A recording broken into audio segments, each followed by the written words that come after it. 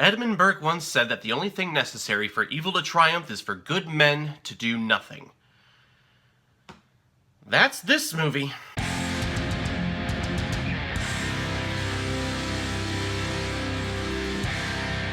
Spotlight, released in 2015, is actually a Best Picture winner of that year and also won the Academy Award for Best Original Screenplay. The film is directed by Tom McCarthy, who is a writer of the Pixar movie Up, and also directed several TV shows from the shows 13 Reasons Why and Game of Thrones. This movie has an all-star cast of Michael Keaton, Mark Ruffalo, Rachel McAdams, Liev Schreiber, Brian Darcy James, John Slattery, and also Stanley Tucci. Spotlight is a division of the Boston Globe newspaper who do months and months of in-depth investigative reporting on a certain subject. In 2001, Spotlight picked up an investigation of Roman Catholic priests abusing young children. And that is going to be the shortest plot summary I'm ever going to give, because this movie is so much more impactful when you go in not knowing any of the spoilers, not knowing any of the cover-ups that this movie is spotlighting.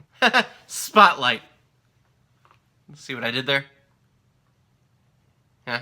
Now, this movie was not made for its entertainment value. Don't go into this movie thinking that you're going to be entertained for 2 hours. And believe me when I say this, that is absolutely a compliment. This movie is presented as a slice of life to the audience. There's no criminals, there's no courtroom drama, it's not a thriller.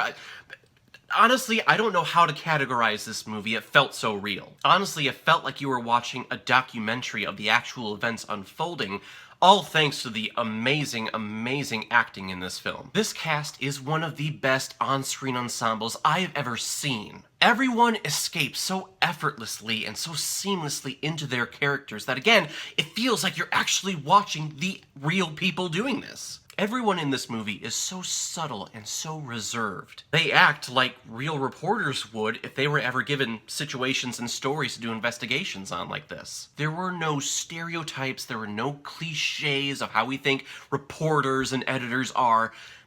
Again, it just felt so real. It is great to see Michael Keaton finally getting good roles nowadays. There was a long period there where he was not working, and that's an absolute shame because he is a tremendous actor. Mark Ruffalo was fantastic as the heart of this movie, and Rachel McAdams' character shares a scene with her grandmother in this movie that is so powerful. It's only 15 seconds long, and there's no dialogue, but it is so emotionally powerful. It got me going. In my opinion, it is the most powerful scene of the movie, and it's why I'm going to give this movie the rating that I'm going to be giving it. And Liev Schreiber was great as the editor of the Boston Globe. He could have portrayed the editor very cliche, like JJ from Spider-Man or Perry White from Superman, who's always angry and always looking for that next story. But Schreiber plays the editor so introverted and so soft-spoken. Have I mentioned how amazing the acting was? The cinematography is also brilliant in this movie. Because again, it doesn't feel like you're actually watching a movie, it actually feels like you're watching real life. But they also do a great job of showing how influential the Roman Catholic Church is to the city of Boston. There were several exterior shots in this movie where our characters would be walking down a street, they would be at someone's house, or they would walk by a playground with children playing on it. And there would be a church right there in the background.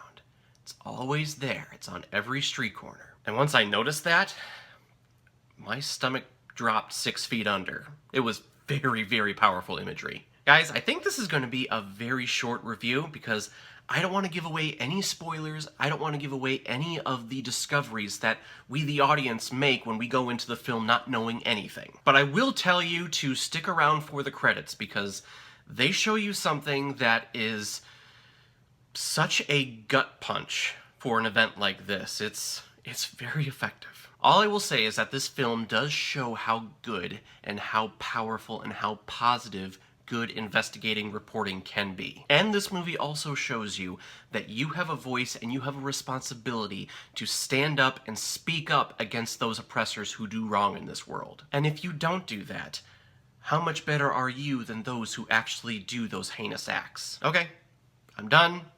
I'll get off my soapbox now. So, everyone, this is a first for my channel. I'm gonna give Spotlight 5 out of 5 Blu-rays. Please, please, please check out Spotlight. It is a fantastic film. I think it was a little overshadowed at the Oscars because when they won their Best Picture, it was after Leo finally won his Best Actor Academy Award. And I think the main reason why everyone was watching that year was to watch Leo win that award and didn't really care about anything else. So please, again, see this movie. Alright guys, now comes my favorite part in my video where I pick which movie I'm going to be watching next. Let's take a look. Hit the button. Ocean's 11, the remake. Let's see, we got George Clooney, Matt Damon, Brad Pitt, 8 other people. Awesome, I haven't seen that movie in years. Excited to watch it again. So guys, have you seen Spotlight? What did you think about it? Or, if you've never seen it before but you stumbled across it because of this video, please comment below and let me know what you thought about it. Also, please like and subscribe to my channel so that you know the next time I'm going to be posting my next video. So everyone, I will see you next time with my review of Ocean's 11, the remake. In the meantime, be well, be good to each other, and go watch a movie. Take care, guys.